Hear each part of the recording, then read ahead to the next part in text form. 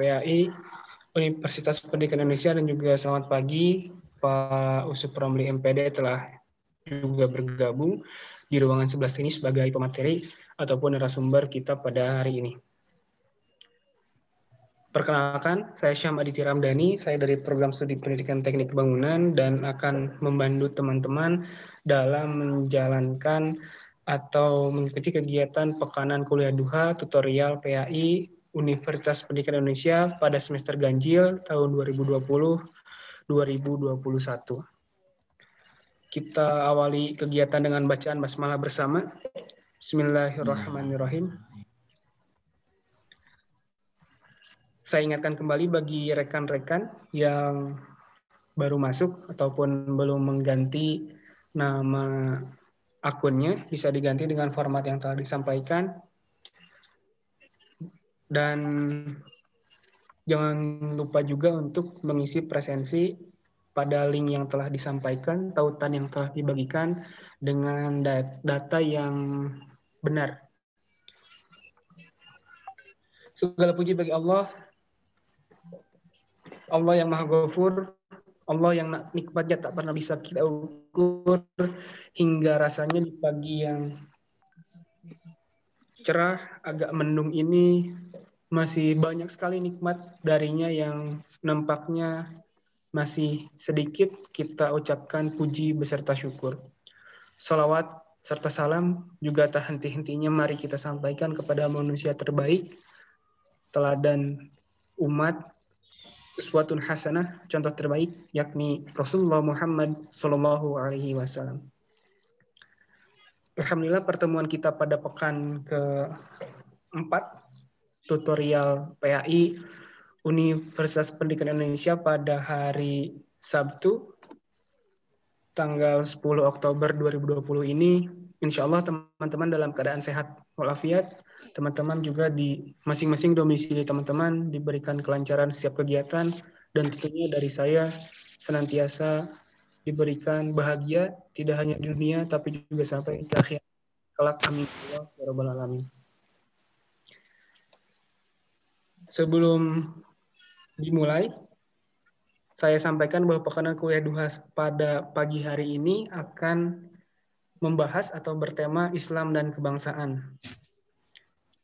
Beberapa hal yang perlu teman-teman siapkan mungkin atau pahami tentang Islam maupun kebangsaan, bagaimana hubungannya, korelasinya, bagaimana satu sama lain saling mendukung, atau perbedaan-perbedaan dan korelasi pada Islam dan kebangsaan tersebut bisa dicari tahu, bisa ditanyakan, dan dibahas pada diskusi pada sesi pertanyaan nanti di akhir pematerian. Nah, selanjutnya sebelum dimulai juga, saya ingatkan untuk dapat mengikuti kegiatan dengan baik. Silakan untuk mikrofonnya di-mute, disenyapkan, lalu juga videonya bisa dinyalakan. Dari tutorial sendiri juga menitipkan karena setiap pekanan sebetulnya dari kami sering ada jargon, namun jargon tutorial yang isinya cerdas, ikhlas, dan istiqomah, bagi saya mungkin tidak perlu teman-teman ucapkan secara lantang dan keras bersama. Bagi saya cukup teman-teman aplikasikan dalam setiap kehidupan sehari-hari teman-teman di domisilinya masing-masing, bekerja dengan cerdas, bekerja dengan ikhlas, dan insya Allah yang paling penting, yang paling dirasa sulit, semoga Allah berikan keistiqomahan dari setiap kebaikan yang baru kita niatkan maupun yang telah kita laksanakan, dan semakin berprogres untuk berproses untuk hidup yang sukses. Alhamdulillah, Pak Usup Romli MPD telah hadir. Pak Usup. Waalaikumsalam Assalamualaikum, warahmatullahi Pak. wabarakatuh. Jelas suara saya, Sam? Saya belum bisa Jelas, share, Pak. Sam, ya. Oh ya, di setting aja multiple partisipan itu ya. Ya. Bisa jadikan co-host terlebih dahulu pada host Siti Nggak perlu Rodia. jadi co-host aja, diiniin aja, di share screen-nya, diatur jadi multiple partisipan share yang bisa men-share semua.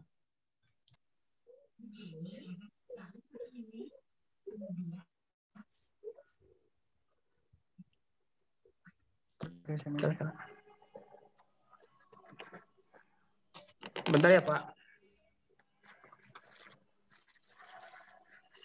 Yang di atas itu oke. Yang kedua itu streaming.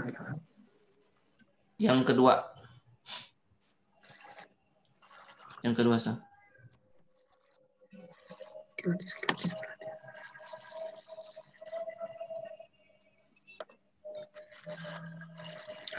Saya ngobrol sedikit.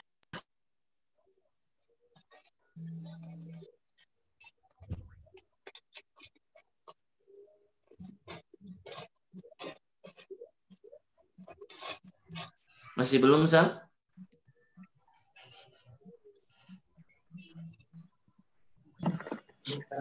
Ya Pak, sebentar. Mohon maaf. Tadi hostnya dipegang oleh yang lain.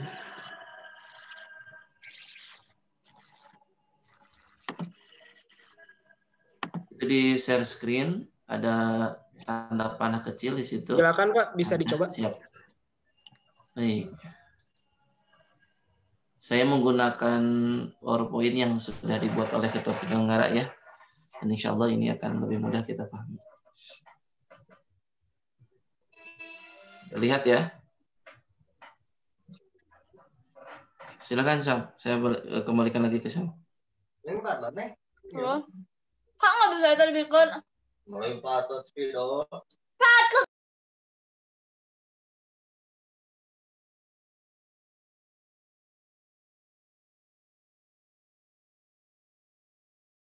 Sam, silakan dipandu lagi atau langsung ke saya?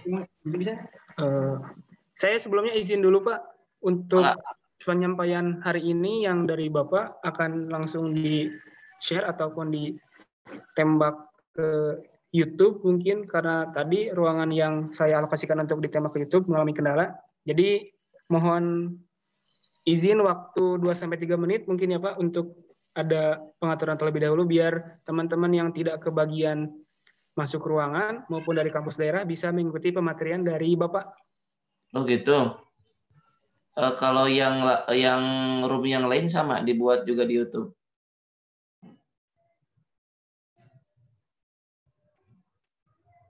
Hanya yang satu saja Pak, yang ini saja nampaknya. Oh begitu. Saya harus hati-hati atau pemilihan katanya ya. Di-share-nya hanya lewat link yang dimiliki saja kok Pak, tidak perlu. Oh siapa tuh kalau begitu mah. Sip, makasih.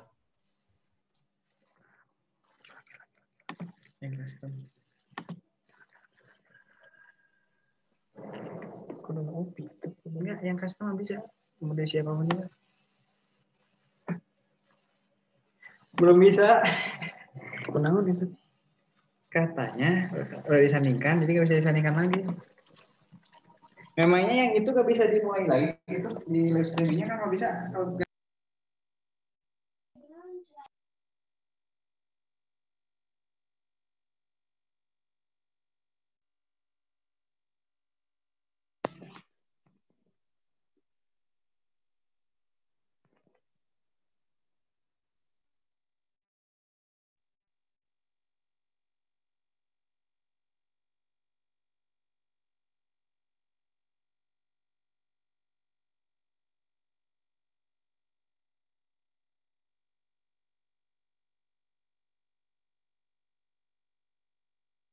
Bahasan atau tema mengenai Islam dan kebangsaan, teman-teman bisa disimak karena bahasan ini mungkin akan sangat biasa terdengar atau hari-hari ini sering terdengar di masyarakat terkait sekularisme dan sebagainya.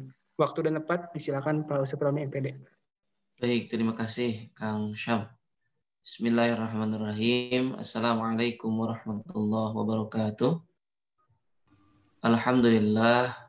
Alhamdulillahilladzi wakafa wassalatu wassalamu ala rasulillah mustafa sayyidina wa maulana Muhammad. Asyhadu an la ilaha illallah wahdahu la syarikalah wa asyhadu anna Muhammadan abduhu wa rasuluhu la nabiyya ba'dah. Allahumma salli wa sallim ala Muhammad wa ala ali Muhammad fil alamin innaka Hamidum Majid. Puji dan syukur tidak pernah kita lelah dan jangan pernah terpikir dalam benak kita untuk lelah untuk bersyukur kepada Allah. Karena kekuatan kita hari ini, kesiapan kita mengikuti kegiatan hari ini, semuanya atas izin dan karunia Allah Subhanahu wa taala.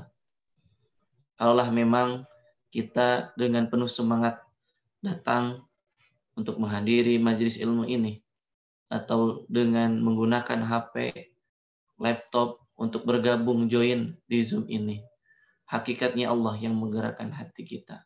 Sehingga sekali lagi tidak ada satupun space bagi kita untuk bisa sombong dan tidak mengucapkan syukur kehadirat Allah Subhanahu wa taala. Salawat dan salam adalah kita curah limpahkan ke hariban junjungan alam Nabi akhir zaman Nabi Muhammad sallallahu alaihi wasallam, kepada keluarga, sahabat, tabi'in, tabi'in sampai kita, mudah-mudahan umatnya mudah-mudahan kelak di yaumil akhir kita mendapatkan syafaat uzma, amin ya Allah ya rabbal alamin. Sebelumnya mohon maaf, Sam, ini saya dapat laporan dari Pak Saiful, katanya masih belum dibuka. Jadi nggak ada MC-nya katanya. Mohon dikondisikan Sam untuk room Pak Saiful Anwar. Baik teman-teman, alhamdulillah pada kesempatan kali ini kita bisa bertatap maya melalui aplikasi Zoom ini. Mudah-mudahan kita semua senantiasa mendapatkan perlindungan dari Allah Subhanahu wa taala, berada senantiasa dalam kesehatan, begitupun keluarga kita yang di rumah. Kita juga berharap dengan kita berada di majelis ilmu ini, mudah-mudahan Allah karuniakan ilmu yang bermanfaat untuk kita, sehingga ilmu yang kita bahas hari ini bukan hanya sekedar pengetahuan kita, tapi benar-benar bisa menambah wawasan pemahaman kita. Pada akhirnya juga adalah kita mampu bisa mengaplikasikannya dalam kehidupan keseharian. Hari ini yang akan kita bahas, Bapak mungkin lebih pada sharing saja ya, karena Bapak pun masih belajar di sini. Kita sama-sama membahas tentang Islam dan kebangsaan. Ya, apa keterkaitan Islam dan kebangsaan, dan bagaimana sudut pandang kebangsaan dalam Islam, termasuk nanti ada istilah-istilah apa itu agama, apa itu negara, apa itu bangsa, dan seterusnya. Tentu sekali lagi, ketika berbicara Islam dan kebangsaan, seperti tadi yang disampaikan oleh MC, bahwa memang ini menjadi materi yang saat ini seringkali kita dengar, bahkan digaungkan oleh pemerintah, oleh berbagai kalangan terutama ulama, sebagai upaya deradikalisasi untuk mengantisipasi munculnya pemikiran-pemikiran atau gerakan-gerakan yang radikal begitu. Tapi tentu nanti dalam pemahamannya kita juga tidak serta-merta memahami makna radikalisme itu hanya sebatas satu pemahaman saja.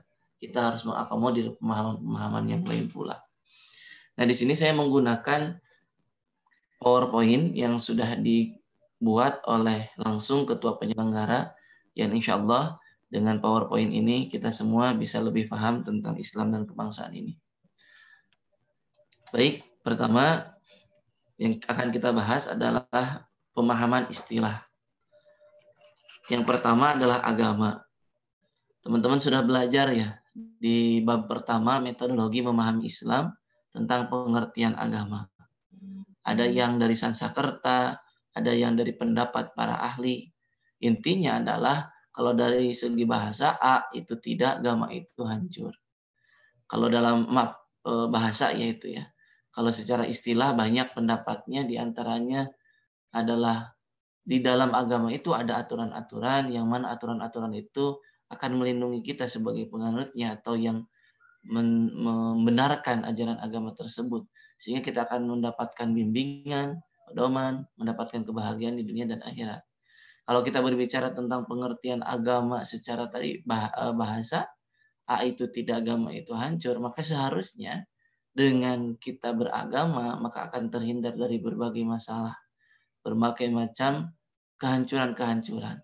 Tapi yang jadi masalah memang ketika di agama ini, ketika kita salah dalam memahami agama dengan metode yang tepat, dengan pendekatan yang tidak tepat, tentu yang terjadi adalah justru agama itu seolah-olah ya, seolah-olah menjadi penyebab atau menjadi awal terjadinya kehancuran. Tapi yang sebenarnya adalah bukan agamanya yang salah, tapi kita yang memahami agama yang salah. Nah, agama ini diberisikan tentang peraturan, mulai dari kita bangun tidur sampai tidur lagi. Apalagi dalam Islam ya. Islam itu mengatur bagaimana kita mulai kita bangun tidur sampai tidur lagi kita diatur. Bahkan posisi tidur pun diatur dalam Islam. Termasuk dalam hal ini adalah bagaimana kita hidup berbangsa, bernegara. Di situ juga ada bagaimana aturan-aturan tentang pemerintahan, bagaimana kita sebagai rakyat dan seterusnya. Nah, agama ini sekali lagi menjadi dasar memang yang kita jadikan sebagai dasar dalam hal melakukan setiap aktivitas kita dalam kehidupan. Namun sudah barang tentu itu jadi pilihan kita. Apakah memang agama itu benar-benar menjadi dasar bagi kita atau menjadi pedoman bagi kita untuk melaksanakan kehidupan yang kita jalani hari ini atau sebaliknya begitu. Atau mungkin agama yang seperti apa yang kita pahami yang pemahaman itu akhirnya berakibat atau berefek kepada apa yang kita lakukan hari ini. Maka sekali lagi penting sekali kenapa di buku PAI membahas tentang pertama kali metodologi memahami Islam, yaitu agama Islam ya. Supaya apa? Kita semua tidak salah kaprah. Sedikit saya analogikan. Kalau misalkan kita memahami agama dengan benar, sama seperti kisah yang disampaikan atau diceritakan oleh di film Sang Pencerah, di mana di situ Ahmad Dahlan mengajarkan muridnya, santrinya dengan menggunakan biola ketika seorang santrinya bertanya, "Pak Kiai, apa itu agama?" Dijelaskan oleh Ahmad Dahlan dengan menggesekkan biola. Ahmad Dahlan sudah mampu menggunakan biola yang muncul suara-suara yang indah dan merdu. Si santrinya masih bingung, "Pak Kiai maksudnya apa? Apa itu agama?" Diserahkan biola itu ke santrinya, yang mana santrinya baru pertama kali memegang biola. Lalu disuruh digesek dengan penuh penghayatan dan seterusnya. Tapi yang muncul suaranya adalah suara yang bising dan seterusnya. Lalu ditanya oleh kiainya, "Apa yang kamu rasakan?" "Bising, Pak Kiai, nggak enak didengar dan tidak menenangkan." Gitu. Kalau tadi waktu saya menggunakan, gimana? Suaranya indah, merdu dan seterusnya. Kata Pak Kiai, itulah agama.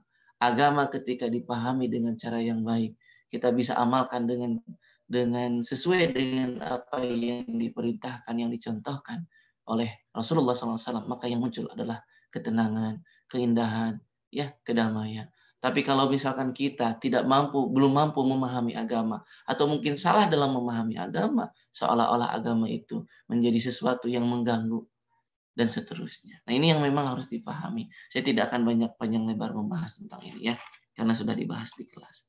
Selanjutnya ada definisi bangsa. Kalau dalam pemahaman saya, begitupun dari referensi yang saya baca, bahwa bangsa itu kan sekumpulan manusia yang bersatu pada suatu wilayah yang mempunyai keterkaitan. Keterkaitan itu ada karena adanya kesamaan. Kesamaan apa? Nasib, sejarah, komunitas, dan seterusnya. Itu bangsa. Yang selanjutnya, apa itu negara? Kalau negara lebih pada suatu wilayah itu atau daerah yang ditempati itu, termasuk di dalamnya ada komunitas.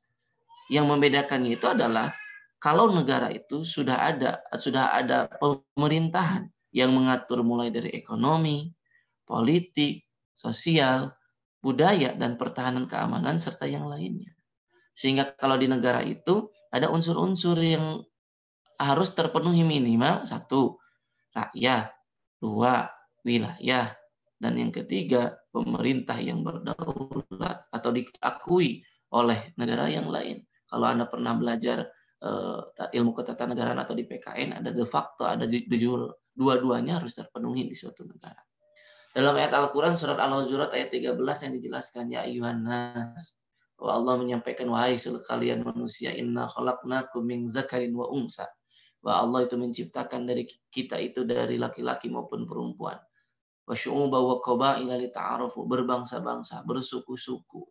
Lita'arufu, untuk kita saling mengenal satu sama lain. Maka kalau lihat di ayat itu, bahwa sekali lagi Islam itu mengatur bagaimana caranya berbangsa dan bernegara. Nah, begitu ya. Nah, lalu apa pengertian pemerintah?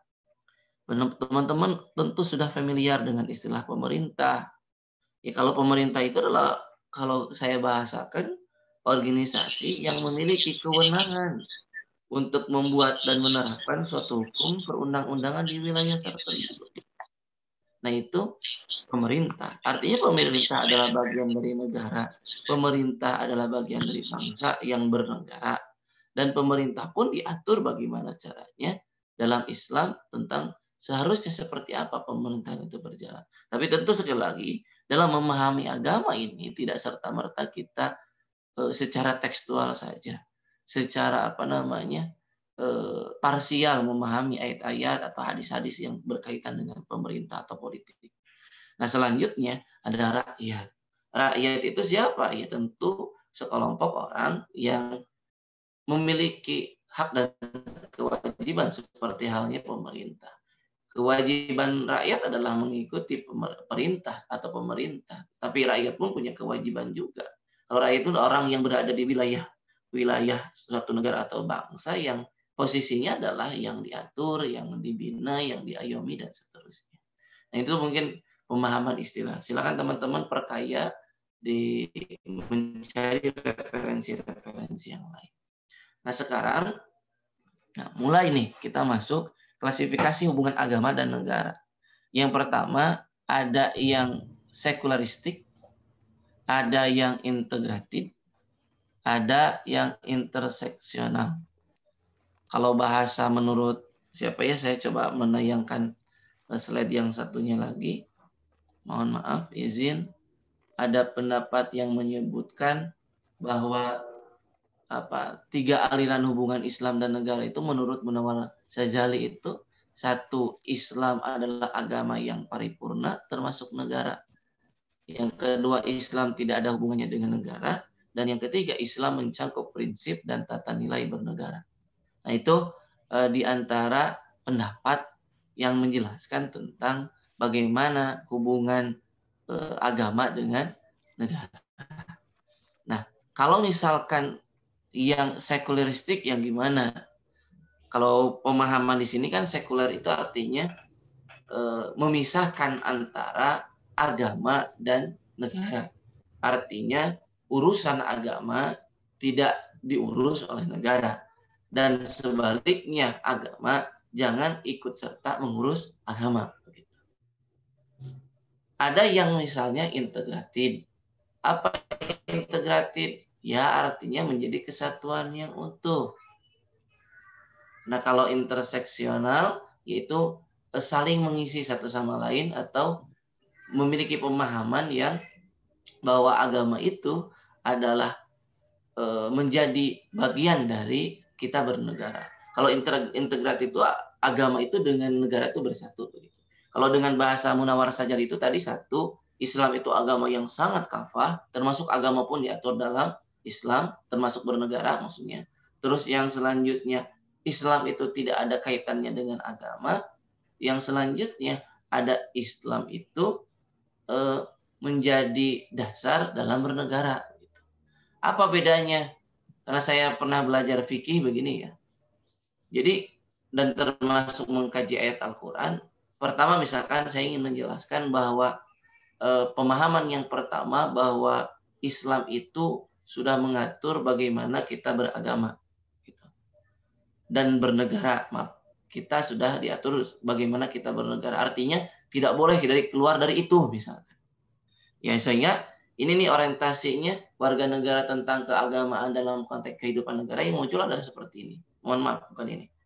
Jadi ada orang-orang di antara kita langsung saja Muslim begitu ya, yang punya pandangan bahwa negara yang harus ada itu harus sesuai dengan apa yang ada dalam Al-Quran dan Sunnah secara teks gitu. Jadi kalau misalkan kata menurut golongan ini, ya negara yang ada sekarang ini bukan negara yang sesuai dengan aturan Islam misalkan. Nah, ini yang memang muncul di kalangan kita. Sehingga ketika misalnya ada negara seperti muncul sistem di luar negara yang menurut mereka itu harus sesuai dengan secara teks gitu ya, keluar dari situ, maka mereka menyebutkan negara itu bukan negara yang sesuai dengan aturan agama. Nah, lalu di bawah-bawah kita itu harus mengikuti misalkan bagaimana pemerintahan Rasulullah mengkopi secara keseluruhan misalkan. Nah, biasanya kan yang seperti itu ada juga di golongan kita, saudara kita, tetap ya itu saudara kita juga. Nah, apakah itu memang diperbolehkan atau tidak? Untuk masalah diperbolehkan atau tidak, ya lihat dari segi pengaplikasiannya. Kalau memang misalkan memaksa dan artinya apa istilahnya, kalau akhirnya jadi memunculkan permasalahan, artinya tidak menuju ke kemaslahatan, yang ada adalah tindakan teror-teror atau tindakan-tindakan yang jauh dari nilai-nilai keislaman untuk membuat negara tersebut yang menurut perspektif mereka itu benar begitu. Tapi dalam kenyataannya justru muncul permasalahan-permasalahan, muncul berbagai konflik, ya jangan dilakukan kalau seperti itu kan dalam pemahaman kita. Dalam pemahaman kita. Karena kan ekstrimnya pemahaman seseorang yang menyebutkan bahwa harus semua sesuai dengan Islam, itu ekstrimnya itu adalah seperti halnya golongan-golongan yang mengatasnamakan Islam. Saya bahasanya mengatasnamakan Islam ya. Karena Islam tidak seperti itu. Mengatasnamakan Islam. Kenapa seperti itu? Karena ada kesalahan dalam memahami agama. Dalam memahami teks-teks dalam agama. Dalam memahami sumber-sumber pokok dalam ajaran agama. Sehingga pada akhirnya mereka berpikiran, ya harus seperti itu. Di zaman Rasul misalnya seperti sekarang pun sama. Sedangkan kan itu tidak mungkin. Apa yang dialami di masa Rasulullah SAW tidak teralami oleh kita secara sama seperti itu. Dan sebaliknya apa yang kita alami saat ini belum pernah terjadi terjadi di masa Rasulullah. Tapi apakah itu harus dipertentangkan? Tentu tidak. Tapi kalau kita harus menjiplak secara utuh, ya tidak mungkin. Karena dalam hal mendidik anak pun Rasul menyebutkan, alimu auladakum bizamani. Didiklah anak-anakmu sesuai dengan zaman. Maka kalau begitu, pemahaman yang seharusnya adalah pemahaman yang ketiga. Nah, sebelum saya menjelaskan yang ketiga itu, tadi ada agama yang dipisahkan dengan negara. Tentu ini adalah sekuler atau terjadinya pemisahan atau dikotomi tadi itu tidak benar. Kalau teman-teman sudah memahami konsep agama yang sudah dijelaskan di perkuliahan PAI, agama itu menjadi sumber dari segala apa yang kita lakukan. Bahkan dalam pembahasan menjadi sumber kebudayaan, sumber berperilaku, sumber beretika, sumber berperadaban. Begitu. Karena kemampuan kita beretika, berbudaya, berperadaban itu atas pemberian dari Allah. Dan itu tidak akan terlepas begitu. Maka sekali lagi ketika kita bernegara, ketika kita berbudaya, semuanya itu jangan sekali-kali bertentangan dengan nilai-nilai agama. Nah, persoalan yang kita bahas hari ini harusnya seperti apa? Apakah kita mengaplikasikan bernegara itu, mengaplikasikan agama terhadap negara itu harus A atau seperti apa? Dan kalau tidak A, maka itu yang lain salah. Nah, ini memang yang harus kita bicarakan. Nah, yang insya Allah di sini sekali lagi saya berupaya memahamkan teman-teman dengan apa yang saya pahami, bukan meyakinkan teman-teman terhadap apa yang saya pahami, karena keyakinan itu tergantung pada pemahaman teman-teman ya. Saya tidak memaksa. Makanya silakan tadi nanti cari referensi yang lain. Jadi sekali lagi, kalau yang pertama tadi konsepnya atau klasifikasinya bahwa agama itu sudah mengatur semuanya, lalu menyebutkan bahwa tidak ada yang tidak, ya artinya tidak boleh keluar dari nilai-nilai itu secara mutlak gitu. Dan kalau keluar dari nilai-nilai atau aturan itu maka dikategorikan menentang agama atau sebagainya misalkan begitu.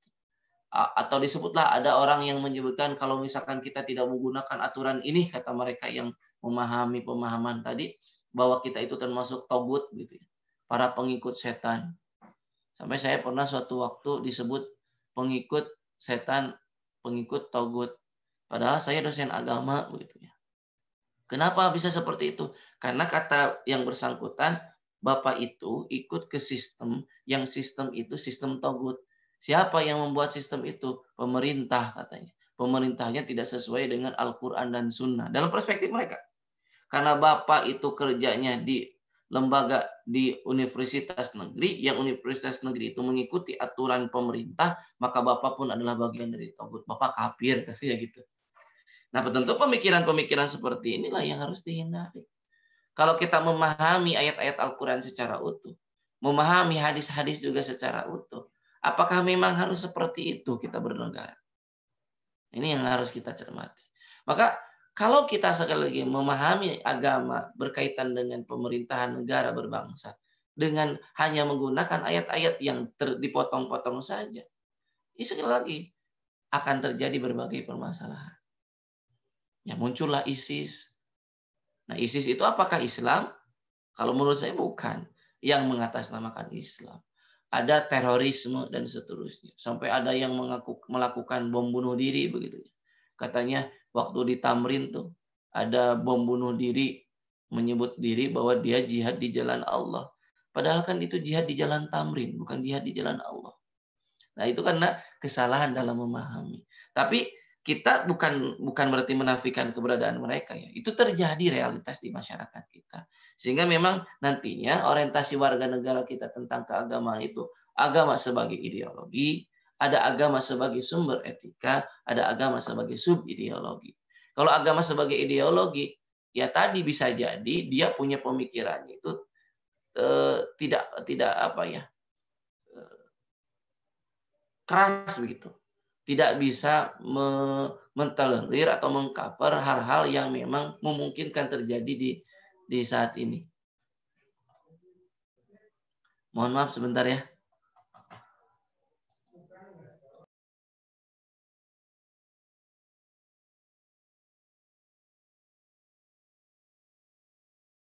Mohon maaf saya. Bulan? Kempel lawan Pak. Itu acan sadayana Pak. Maaf ya, ini ada pimpinan dulu sebentar. Saya lanjut.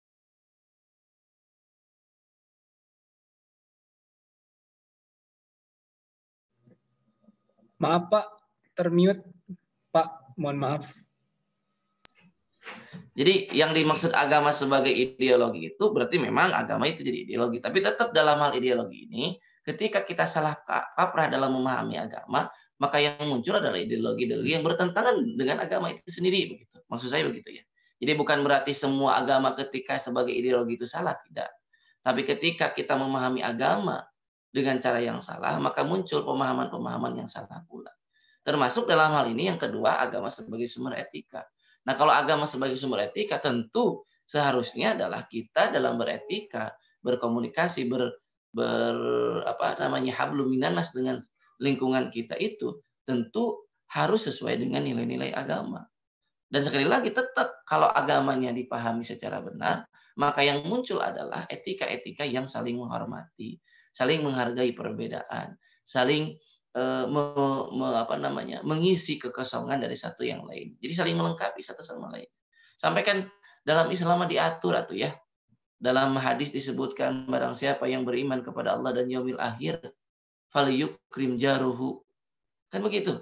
Memuliakan tetangga, falyukrim dhaifahu, memuliakan tamu begitu. Sampai hal detail seperti itu. Etika kita diatur. Maka seharusnya kalau memang tadi agama sebagai ideologi, ketika agama dipahami dengan benar, maka akan menjadi akidah yang kuat dalam diri kita.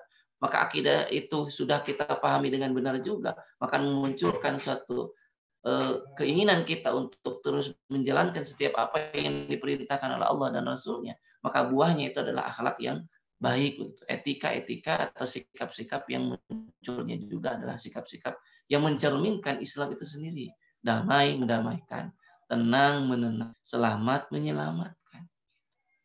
Nah, agama sebagai subideologi ini pembahasannya panjang, tapi intinya adalah berkaitan dengan tadi. Nah, sekarang kita lakukan adalah terkait bagaimana hubungan antara agama dan negara. Begini, kan tadi ada kelompok yang memahami agama secara tekstual. Sehingga ketika dalam teks agama itu, negara itu harus seperti ini. Teks sejarah dalam perspektif mereka, negara itu harus seperti ini. Bila bertolak belakang dengan apa yang mereka pikirkan, maka itu adalah kezoliman. Suatu hal yang bertentangan dengan agama. Tapi yang harus kita lakukan, yang kedua itu adalah yang memisahkan antara agama dan bangsa atau negara. Dan yang ketiga inilah yang menjadi yang harus kita lakukan adalah bahwa agama itu seperti yang dijelaskan Sajali di sini adalah bahwa Islam itu mencakup prinsip dan tata nilai bernegara. Maksudnya seperti apa? Gini, karena saya ikut pernah belajar di fikih juga begitu ya. Kan banyak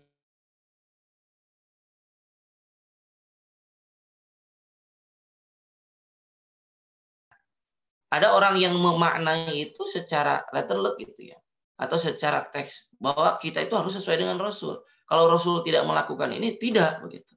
Nah, otomatis kan ketika kita punya pemahaman seperti itu, maka ketika melihat ada orang yang berbeda dengan pemahaman, kita akan serta-merta menjudge bahwa mereka itu salah. Nah, ketika saya mengkaji, ternyata maksudnya itu memang dalam hal ibadah mahdoh, kita harus sesuai dengan apa yang dicontohkan oleh Rasul. Tidak boleh kita bertentangan atau menambah atau mengurangi apa yang dicontohkan itu. Tapi dalam perkara muamalah, bahasanya bukan apa yang dicontohkan oleh Rasul. Tapi tidak boleh bertentangan dengan nilai-nilai atau prinsip-prinsip yang dicontohkan oleh Rasulullah SAW. Termasuk dalam hal ini dalam bernegara begitu. Nah, kalau misalkan kita punya pemahaman menggunakan pendekatan yang Bapak tadi sampaikan, seharusnya ketika kita bernegara bukan berarti kita harus menjiplak mutlak apa yang terjadi di masa Rasulullah, itu akan sulit. Bukan salah, tapi kalau pengaplikasiannya salah yang muncul masalah begitu. Maka yang seharusnya kita lakukan, lihat kita ambil Rasulullah. Apa prinsip-prinsip yang memang dijelaskan dalam Al-Quran dan Sunnah secara umum. Karena memang dalam hal bernegara ini tidak ada ayat dan dalil secara khusus menjelaskan bagaimana sistem bernegara yang seharusnya, dalam artian mendetail begitu, tidak ada. Maka disinilah masuk ranah istilah kita miliki gitu ya. Sehingga nantinya dalam bernegara kita tidak salah kaprah. Nah, contoh misalkan di negara kita, negara demokrasi, menggunakan demokrasi. Saya pun tahu ada peluang terjadinya permasalahan di demokrasi. Tapi kan tidak serta-merta kita semua. Kalau konservatif tadi memahami ayat-ayat Al-Quran secara tekstual dan tidak disesuaikan dengan permasalahan yang ada. Jadi ketika melihat sesuatu itu berbeda dengan apa yang mereka pikirkan, kategorikanlah kita itu togut, kafir, dan seterusnya. Sehingga kita layak katanya untuk diperangi dan seterusnya. Tentu bukan seperti itu Islam. Ada juga yang sekuler memisahkan antara agama dan negara. Itu pun tidak boleh. Itu bernegara harus berdasarkan tadi agama itu sebagai sumber ideologi, agama itu sumber etika, dan agama itu sumber subideologi. Yang subideologi itu kan banyak begitu ya. Nah, makanya kita harus lebih tepatnya adalah modernis atau Islam wasatiyah. Menjadikan bukan mengakomodir. Kita tetap menjadikan Al-Quran dan Sunnah sebagai dasar, tapi tentu kita pun harus mengakomodir permasalahan-permasalahan yang muncul, yang mana permasalahan itu tentu berbeda dengan apa yang dialami oleh orang-orang sebelum kita. Dan tentu bukan berarti kita menentang atau melawan prinsip-prinsip yang sudah atau pembelajaran-pembelajaran yang sudah terjadi yang diberikan di masa lalu, bukan. Tapi ketika kita semua bisa mengakomodir semua itu, yang tetap menjadikan Al-Quran dan Sunnah sebagai dasar utama, dasar pokok kita dalam bernegara, maka akan muncul cara-cara atau sistem-sistem yang tentunya itu tidak akan memunculkan permasalahan, tidak akan memunculkan perselisihan. Meskipun demikian, tentu ada orang yang mengatasnamakan ini sistem Islam. Nah, tetap dalam sistem itu pun ada kekurangan dan kelebihannya. Maka di sini kita harus mengambil kebaikannya dan menghilangkan keburukannya. Termasuk dalam sistem di luar Islam, ketika terdapat sesuatu yang positif ya kita ambil. Seringkali kita terjebak dalam hal, oh ini hukum Allah, ini hukum buatan manusia, ini buatan Allah. Kan ada ungkapan seperti itu ya. Termasuk ini pemerintah berdasarkan hukum manusia, ini pemerintah berdasarkan hukum Allah. Kalau kita ingin sejenak berpikir, manusia punya kemampuan untuk berpikir, itu diberikan oleh siapa? Oleh Allah. Maka ketika manusia memunculkan suatu aturan, itu atas izin Allah.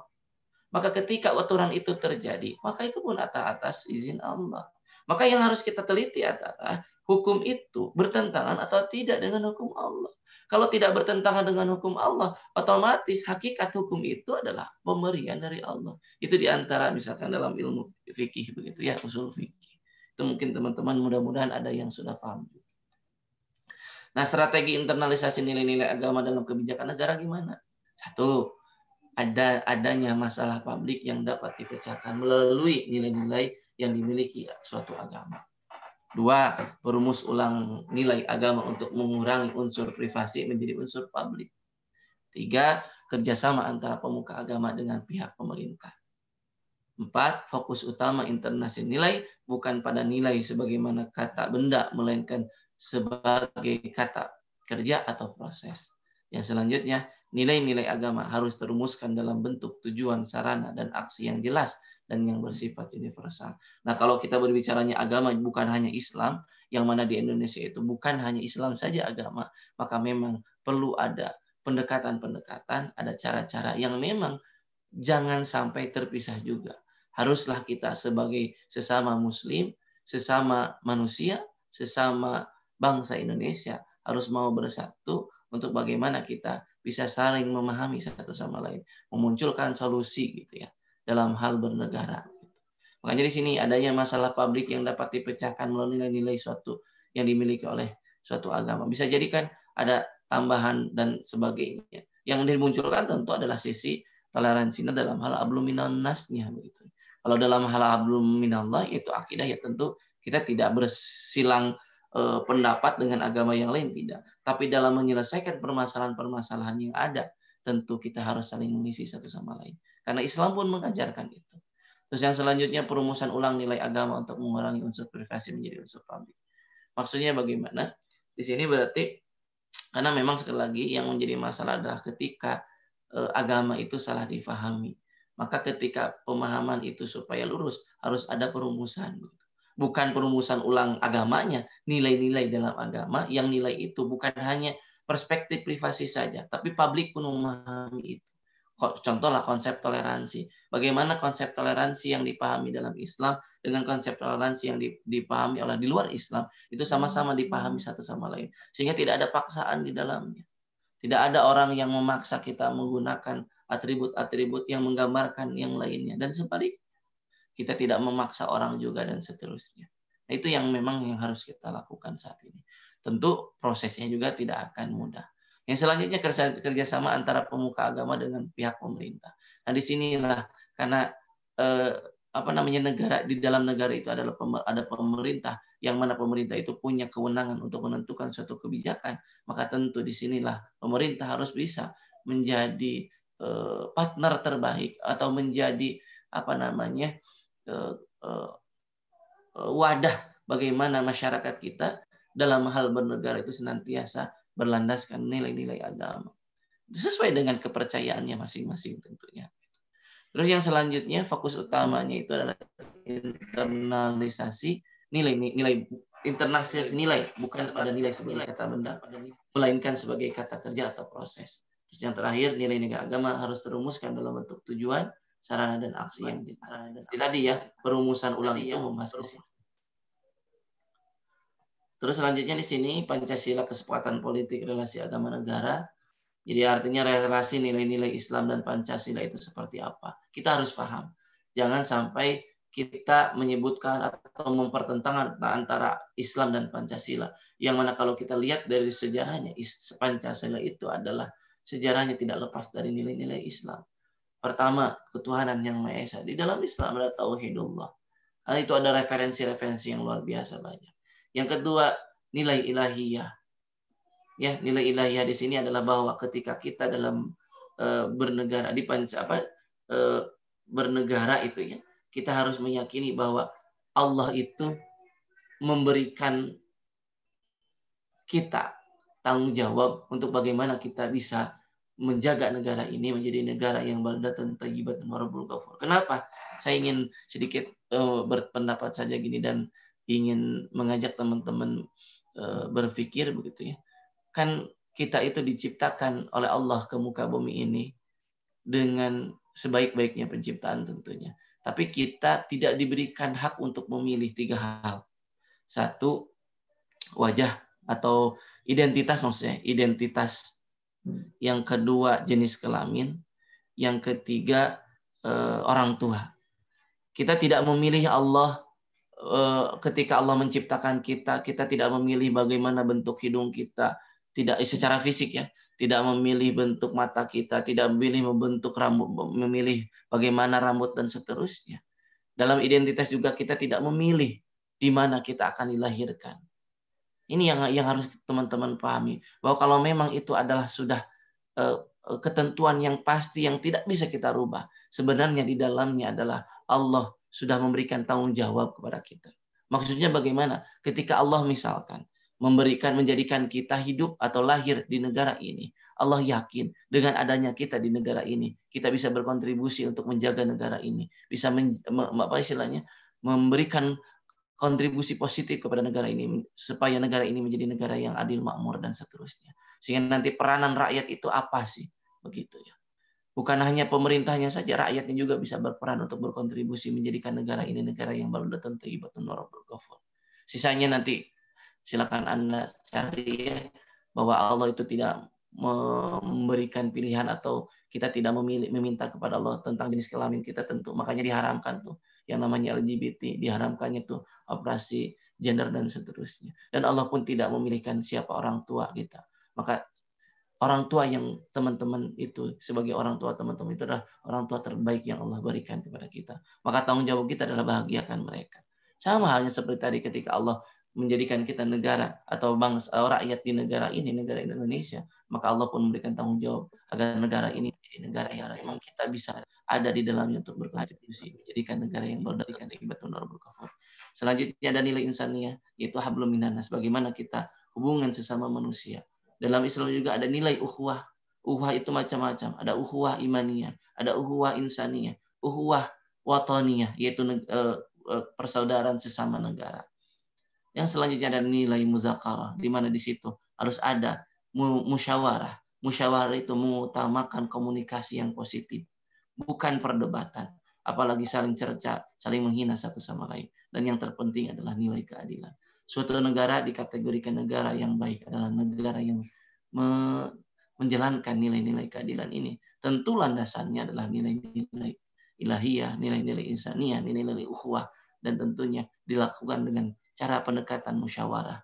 Dan ada relasi antara kebijakan-kebijakan yang muncul oleh suatu pemerintah dengan apa yang didasarkan dalam agama itu sendiri. Nah, bagaimana nih problematika relasi Islam dan negara di Indonesia? Adanya pemberontakan fisik terhadap negara, anarkisme, radikalisme seperti yang tadi. Ada isu khilafah, isu sekularisme, dan isu toleransi. Itu saja mungkin ya. Sebagai penutup, Indonesia itu adalah Darussalam, bukan Darul Islam. Apa bedanya Darussalam dengan Darul Islam? Ini pendapat Nahdlatul Ulama ya. Kalau Darus Islam jadi negara Islam. Tapi kalau Darussalam kan lebih kepada suatu negara yang senantiasa di dalamnya terdapat kedamaian, keselamatan. Yang selanjutnya ada negara Pancasila sebagai Darul Ahdi wa Syahadah. Ini pendapat dari Muhammadiyah. Itu saja mungkin yang bisa Bapak share. Yang mohon maaf mungkin apabila dari segi penyampaiannya kurang paham. Makanya dari itu silakan ada yang kurang paham bisa kita diskusikan. Dan sekali lagi jangan sampai teman-teman menerima apa yang saya sampaikan itu lalu memahaminya secara mutlak begitu.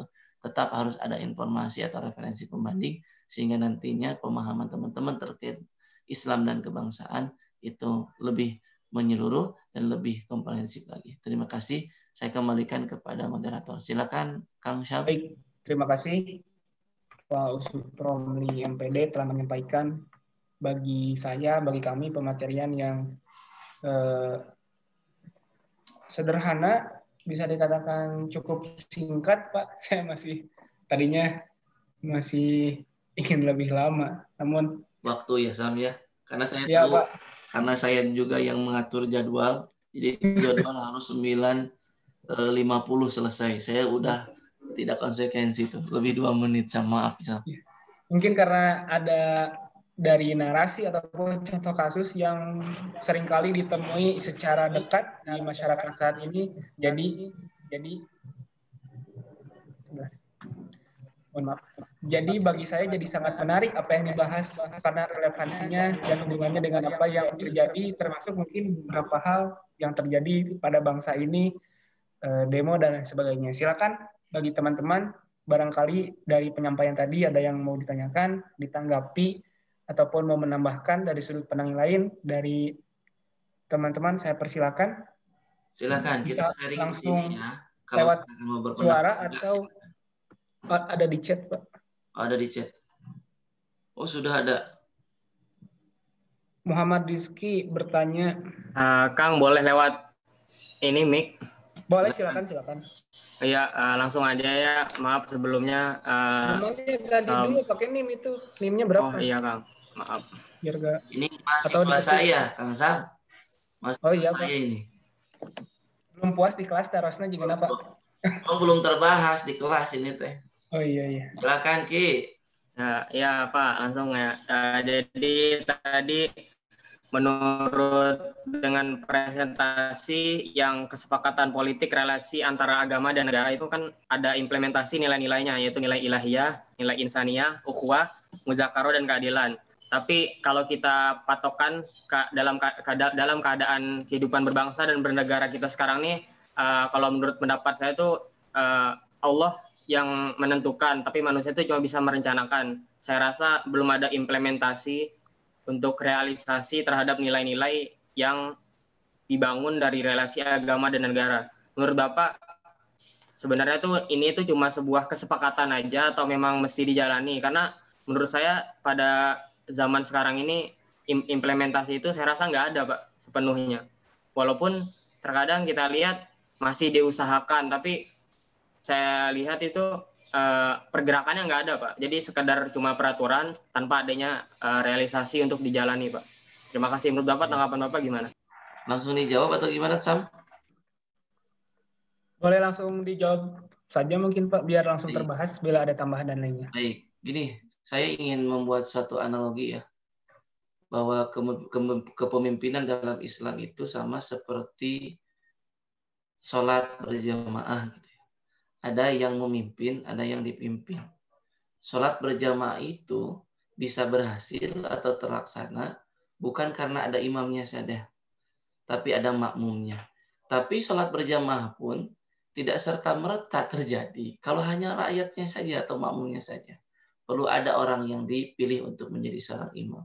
Artinya, tanggung jawab suatu negara itu berlandaskan dengan nilai-nilai keislaman, bukan hanya berpatokan atau hanya tanggung jawab satu kelompok atau satu pihak saja, tapi kita yang berada di dalamnya punya keharusan untuk sama-sama memperjuangkan, untuk sama-sama bersungguh-sungguh. Kalaulah tadi bahasanya mengimplementasikan dalam kehidupan berbangsa dan negara, ya kita pun sama punya tanggung jawab itu. Teman-teman jangan salah, kalau kita mau memahami benar-benar nilai-nilai dalam keislaman, termasuk syariat-syariat yang Allah berikan kepada kita, yang kita munculkan dengan jadi nilai-nilai keislaman itu, ada tuntutannya itu bukan hanya menunjuk ke orang lain, menyalahkan ke orang lain, tapi yang pertama itu adalah orang di lingkungan kita pun ikut mau berkontribusi. Sehingga ketika misalkan tadi tuntutannya, Pak ini teh belum terimplementasikan, pertanyaan kita ke diri kita, apa yang sudah kita implementasikan untuk menjadikan negara ini benar-benar negara yang sesuai dengan Islam. Tapi tentu bukan berarti jadi negara Islam. Jadi nanti Bapak kan sudah jelaskan di bab ijtihad, hadis, gitu ya, Dan dosen-dosen yang lain pun seperti itu. Jadi gitu. Kalau misalkan tadi, ini mah hanya sebatas kesepakatan. Ya kalau misalkan kita punya pemahaman ini hanya sebatas obrolan saja, ya kita lakukan sekarang. Apa yang bisa Rezeki lakukan hari ini untuk bisa menjadikan implementasikan dalam kehidupan keseharian. Ingat sekali lagi, tugas rakyat itu bukan menyalahkan pemerintah. Tapi tugas rakyat itu mengikuti pemerintah, yang mana pemerintah itu sesuai dengan apa yang dijelaskan dalam Al-Quran, atiullah wa atiur rasul minkum. Tapi ada tanggung jawab juga sebagai rakyat yang lainnya, yaitu ketika pemimpin melakukan kesalahan, siapapun yang melakukan kesalahan, bukan jadi terus mempermasalahkan, tapi yang muncul adalah solusi. Gitu. Makanya kan tadi diturunkannya relasinya kepada tataran yang lebih kita alami dalam kehidupan keseharian. Tadi misalkan ada nilai-nilai ilahiyah. Pertanyaannya, sudahkah kita benar-benar menjadikan ilahiyah itu sebagai nilai-nilai berkehidupan berkebangsaan kita saat ini? Kalau kita memahami konsep Allah Maha Rahman, Maha Rahim, sudahkah kita menebarkan kasih sayang sesama kita? Bukan hanya sekedar sesama muslim, tapi saudara-saudara kita non-muslim. Apakah kita sudah menyebarkan kasih sayang itu? Atau hanya sebatas kesepakatan atau pengakuan belaka? Nilai-nilai insaniyah dalam Islam diajarkan. Apakah kita sudah jalankan itu? Kalaulah kita masih tetap membicarakan aib orang lain, kalaulah kita tetap suka menghardik, menghina orang lain, apakah kita sudah layak mengaku kita sudah menjalankan nilai-nilai insaniyah? Yang selanjutnya nilai-nilai ukhuwah wataniyah. Ya, kan ada ungkapan, jangan tuntut negara sudah memberikan apa kepada kita, tapi tuntutlah apa yang sudah kita berikan ke negara kita. Itu tuh sekali lagi ini memerlukan berbagai macam proses. Perlu banyak pemahaman yang harus kita miliki. Tapi ini ya, saya yakin teman-teman di sini yang namanya mahasiswa itu adalah agen of change, agen perubahan. Perubahan itu bukan hanya perubahan di kosakata saja, tapi perubahan yang terjadi dalam realita. Apa yang bisa kita lakukan hari ini? Bila dengan misalkan kita menyampaikan pendapat, itu adalah bagian proses untuk perubahan. Lakukan itu, tapi jangan berhenti berbicara saja. Tapi lebih dari itu, munculkan solusi-solusi yang bisa kita lakukan. Yang solusi itu mungkin hanya sederhana, yang hanya mungkin di kalangan tertentu saja. Tapi dengan itu kita sudah berupaya untuk mengaplikasikan apa yang kita pahami tadi. Ya, begitu Ki. Begitu Kang Syam, itu yang mungkin Bapak pahami ya. Masih ada Pak? Boleh? Silakan. Saya hanya membacakan yang ada NIM-nya ya, teman-teman yang bertanya tanpa NIM saya akan tangguhkan terlebih dahulu. Di sini ada Albani menanyakan terkait dengan Islam dan kebangsaan. Lalu bagaimana hukum menghormati bendera yang selalu dilakukan pada upacara? Apakah sama seperti menyembah berhala? Baik, teman-teman harus paham ya, walaupun memang ada beberapa pendapat itu tetap harus kita akomodir ya, harus kita akomodir. Jangan sampai kita punya pemahaman A, yang lain punya pemahaman B, terus digontok-gontokkan. Tapi kalau kita misalkan bisa gitu ya, ketika ada dua pemahaman yang berbeda, kita bisa ramu dua-duanya, maka ketika kita melakukan ini, kita akan penuh dengan kehati-hatian. Ketika kita mengambil pemahaman yang menolak, kita pun akan menghormati orang-orang yang punya pemahaman yang memperbolehkan. Nah, terkait masalah bendera ini tentu kita menghormat itu bukan berarti mendewakan bendera. Bukan berarti menjadikan bendera itu sebagai sesuatu yang posisinya seperti Tuhan. Menghormati di sana lebih pada kita memunculkan kebanggaan, memunculkan nasionalisasi kita, bahwa kita itu seperti tadi, kita itu Allah ciptakan hidup di negara ini, maka apapun yang ada di negara ini adalah tanggung jawab kita. Sehingga kebanggaan itu muncul, berbuah pada patriotisme. Di antaranya adalah kita menghormati negara kita. Di antaranya adalah bendera. Menghormati bukan berarti mengikuti. Sama halnya dalam hal toleransi. Ketika ada saudara non-muslim kita melakukan peribadahan, bagaimana cara menghormati? Hormati, biarkan dia, jaga dia supaya dia bisa melaksanakan ibadahnya, tapi bukan berarti kita masuk ke dalam ibadah itu. Ya sama halnya dengan menghormat, bukan berarti kita, kalau sholat harus ada bendera, kan enggak. Oh, kalau saya tidak menghormat ke bendera, saya nanti rezekinya susah. Nah, itu sudah masuk kepada unsur musyrik kalau begitu. Sama halnya kan gini, teman-teman, kenapa sholat menghadap ke Ka'bah? Kan bukan mendewakan Ka'bahnya, tapi memuliakan dan mengikuti apa yang diperintahkan oleh Allahnya. Kita harus menghadap kepada arah kiblat, yaitu Masjidil Haram, yaitu Ka'bah. Lalu apakah kita menyembah Ka'bah? Tidak. Sama halnya, bentuk penghormatan, rasa patriotisme kita kepada negara, diantara dengan kita menghormat kepada bendera negara. Dan luar biasa teman-teman. Kalau teman-teman, mudah-mudahan saya doakan berada di mendapatkan rezeki hidup di luar negara kita. Dan rasa nasionalisme itu akan muncul. Ketika ada bendera pun itu luar biasa. Jangankan ya, Anda tinggal di luar negara. Sekarang Anda nonton bola saja. Nonton bola, ketika sepak bola kita ini berhasil, begitu, berprestasi, masuk ke final, ketika dinyanyikan lagu kebangsaan Indonesia itu, bergetar hati kita. Tapi yang jadi masalah, kenapa ya kalau ngaji Quran nggak bergetar hati kita? Pada dalam ayat Al-Quran, wajilat qulubuhum, gitu ya. Karena memang tadi kita orientasinya tadi mungkin harus lebih bukan hanya pada urusan hal yang bersifat duniawi, tapi memang dasar yang paling penting adalah urusan akhirat.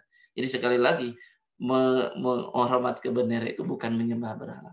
Tapi kalau teman-teman punya pemahaman, Pak, takut ada perasaan mengilahkan dengan alasan bla bla bla bla, silakan. Sama halnya dulu pernah ada ini, Sam pernah dengar atau tidak? Ada yang menyebutkan lagu kebangsaan Indonesia yang memiliki unsur musyrik, itu apa? Lagu Padamu Negeri katanya. Padamu negeri kami berjanji, dan seterusnya. Jiwa raga kami, kan seharusnya inna sholati wa nusuki wa mahyaya. Nah, itu beda konteks atau enggak ya? Kalau memahami ayat itu dengan padanan yang berbeda kasus, ya jadi akhirnya salah kaprah gitu. Anda tidak bisa menilai seorang yang punya pemahaman A dengan kacamata B. Kalau Anda ingin memahami pemahaman dia, ya Anda pun harus mempelajari apa itu A. Gitu mungkin Kang Sam ya. Silakan. Terakhir Pak, terakhir. Ada pertanyaan cukup panjang dari Raihan. Banyak ini pertanyaannya. Ya. Saya bacakan, mungkin teman-teman juga bisa menyimak. Dulu, host Cokro Aminoto punya ideologi Islam sosialisme. Pancasila dan Undang-Undang Dasar juga berdasar pada ideologi tersebut. Namun sekarang, Indonesia lebih berhaluan sekuler kapitalis. Padahal tidak sesuai dengan dasar ideologi Indonesia itu sendiri. Lalu Islam bisa diartikan sebagai negara ini tidak bisa dilepaskan dari agama.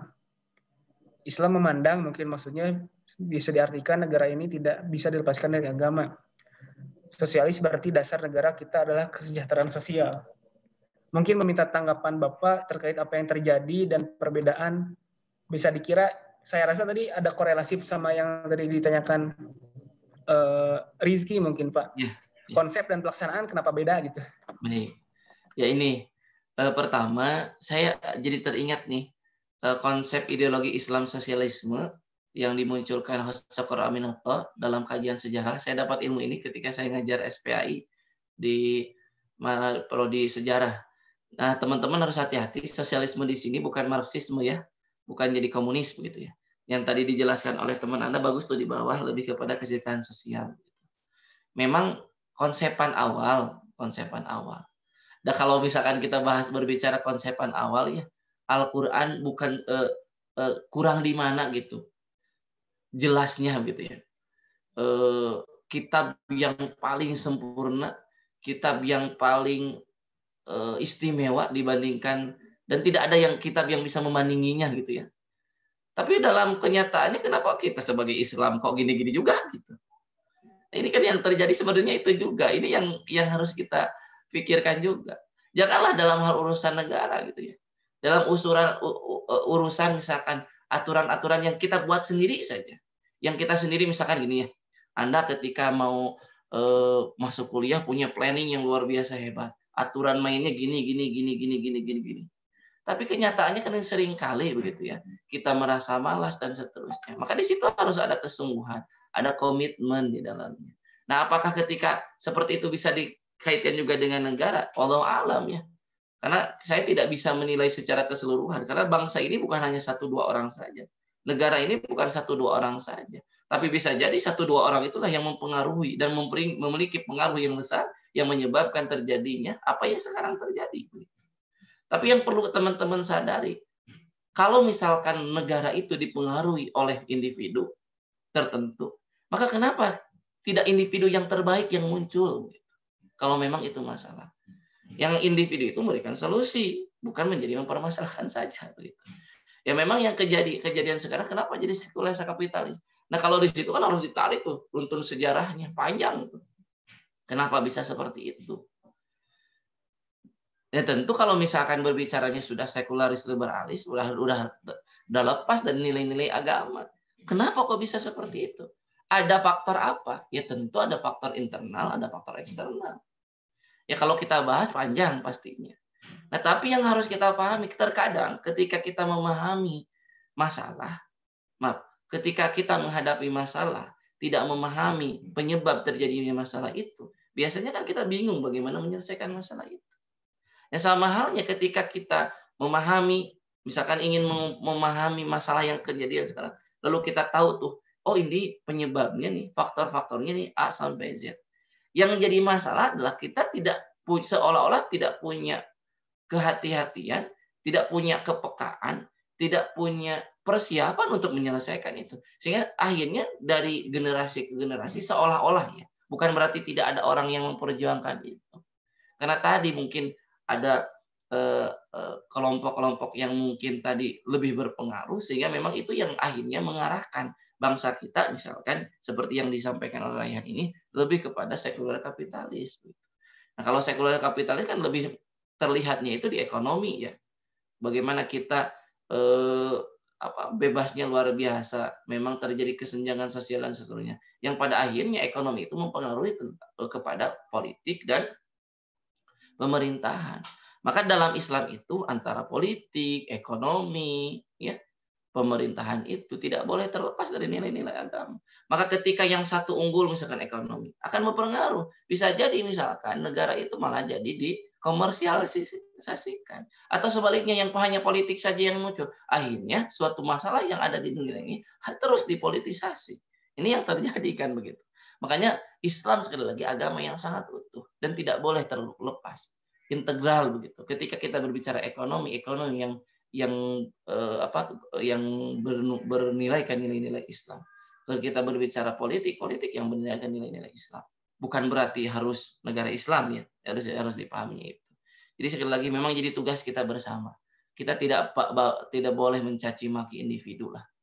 Ya, yang kita permasalahkan saat ini adalah permasalahan-permasalahan yang harus kita selesaikan bersama. Sekali lagi jangan menghina individu, tapi yuk sama-sama kita perbaiki yang kita tahu, yang kita mampu saja. Itu saja mungkin Kang Sam ya, karena keterbatasan ilmu yang saya miliki. Ya, apalagi kalau sudah berbicara tentang ideologi dan seterusnya. Saya masih banyak harus belajar tentang itu, sehingga saya berharap ke teman-teman adanya tutorial ini benar-benar membangkitkan motivasi teman-teman, girah teman-teman untuk mau mengkaji lagi tentang Islam yang berkaitan dengan berbagai apa yang kita hadapi dalam kehidupan keseharian. Karena nyatanya ada ungkapan bahwa kalau kita sebagai seorang muslim, bukan ungkapan ya, ada suatu perkataan, kita itu kenapa menjadi umat atau rakyat yang jauh atau tertinggal itu karena memang kita tidak memahami Islam itu sendiri. Karena ada orang yang menyebutkan kalau kita sebagai orang Islam ingin berjaya harus kembali lagi kepada Al-Quran dan Sunnah. Al-Quran yang Sunnah yang benar-benar dipahami sesuai sebagaimana mestinya. Jangan hanya textbook, jangan hanya secara parsial. Tapi bagi orang-orang di luar Islam, mungkin ada ungkapan seperti ini. Mereka harus melepaskan agama mereka karena agama mereka bersifat mengungkung. Kalau agama kita memotivasi kita untuk terus maju, terus berkaya, sehingga kita insya Allah akan melakukan atau memberikan kontribusi positif ke negara kita. Itu saja mungkin Kang Sam, mohon maaf bila banyak perkataan yang Pak Bollywood gitu ya. Karena memang tadinya ini teh jadwalnya Pak Dr. Farhan, makanya saya di sini minta kesempatan juga minta doanya untuk anaknya Pak Farhan dan kemarin dioperasi dan banyak permasalahannya. Kita doakan mudah-mudahan anak beliau diberikan kesehatan gitu ya dan diberikan seperti biasanya. Karena ketika lahir ada masalah lalu sekarang itu proses penyembuhan. Jadi mohon maaf Pak Farhan tidak bisa hadir dan insya Allah apapun yang saya sampaikan di sini pun mudah-mudahan tidak mengurangi makna atau kehidmatan teman-teman mendapatkan ilmu Allah ini insya Allah. Terima kasih Kang Syam. Mangga. Assalamualaikum warahmatullahi wabarakatuh. Waalaikumsalam warahmatullahi wabarakatuh. Baik, terima kasih Pak Usop Romli MPD. Namun tadi sedikit menarik Pak berbicara tentang giro. Saya di awal menjadi maru juga termasuk yang agak jengkel juga Pak, kesal juga. Ini tutorial Sabtu Minggu menghabiskan waktu saya. Namun ketika tadi pematerian yang paling membuat saya tertegun tuh pematerian dari Pak Dr. Aam. Ketika membahas pemahaman tuh tidak hanya tekstual, tapi juga harus kontekstual. Tadi sempat dibahas juga. Pemahaman-pemahaman tersebut tuh sangat relevan pada mahasiswa, pada teman-teman, mungkin bisa dikaji dan dirasakan kembali bahwa pemahaman kita saat ini, informasi yang perang informasi mungkin bisa dikatakan, yang mana yang hoax, yang mana yang benar. Tapi sejauh ini saya yakin Al-Quran tuh yang tidak pernah diselewengkan ya Pak, kalau bukan mushafnya secara benar. Hadis tuh secara ini kalau ada yang menyelewengkan satu tuh langsung ketahuan bagaimana maha besarnya Allah, maha sucinya Al-Quran yang dijaga oleh Allah dan hadis-hadis yang disebut oleh Rasul. Jadi salah satu tutorial juga bagi saya jadi kesan menumbuhkan juga giroh bagi saya karena menarik juga penyampaian tadi bahwa sebetulnya di masa pandemi menjadi suatu kesempatan bagi teman-teman untuk dapat mengaplikasikan poin-poin Islam dan kebangsaan. Kemarin belajar masjid sebagai pusat peradaban umat, di domisili teman-teman, diaplikasikan kontribusi teman-teman di masyarakat, karena ibadahnya tidak semata-mata ibadah ritual, tapi tadi juga dibahas ada hablum minanas, ada ibadah bersifat sosial. Sejauh mana kebermanfaatan saya, teman-teman, kita semua tidak hanya bagi pribadi, juga bagi keluarga, masyarakat, bangsa, dan agama. Itu jadi poin penting. Dan bagi saya mungkin Pak sedikit menyimpulkan dan memberi masukan dari apa yang telah disampaikan. Kita kuliah di universitas yang memiliki nama pendidikan di dalamnya. Salah satu tugas pendidik atau poin pendidikan adalah melakukan edukasi. Besar harapan saya, teman-teman di domisili masing-masing, di kelasnya, di lingkungannya, bisa memberikan pemahaman yang menyeluruh, yang mengedukasi dengan benar dari informasi yang tepat. Maka tutorial ini sebetulnya menjadikan tempat ataupun akan menjadi menangani kehausan dahaga teman-teman akan ilmu agama yang saya rasa secara ketepatan dan juga keamanan itu lebih aman dan tepat Pak daripada sumber-sumber yang ada saat ini. Teman-teman punya dosen-dosen yang insya Allah memahami agama dengan menyeluruh, dengan moderat, dan bagi saya itu tidak banyak ditemukan saat ini Pak. Jujur agak-agak sulit juga menemukan guru yang tepat.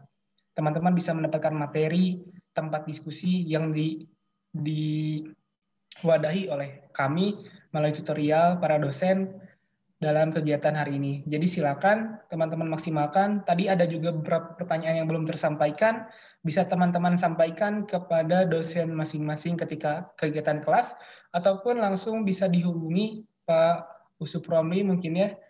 Kalau teman-teman tadi ada guru kelasnya atau semua dosen di kelasnya atau guru-guru di tempat domisili teman-teman langsung ditanyakan. Jadikan pandemi ini kesempatan untuk itu. Dan tadi poinnya tetap jaga kesehatan, tetap bisa mengedukasi, cari sumber terpercaya, sumber bacaan maupun sumber guru.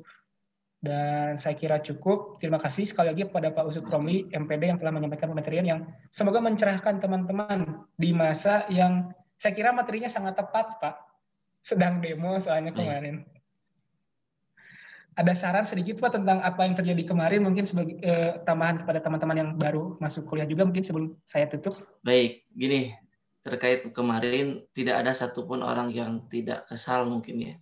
Kalau misalkan apa yang terjadi kemarin begitu. Tapi memang disinilah perlu ada kedewasaan kita, termasuk ketika kita ingin menyelesaikan suatu masalah, kita pun harus paham masalah yang akan kita selesaikan. Cara yang kita lakukan pun harus sesuai dengan apa yang seharusnya kita lakukan.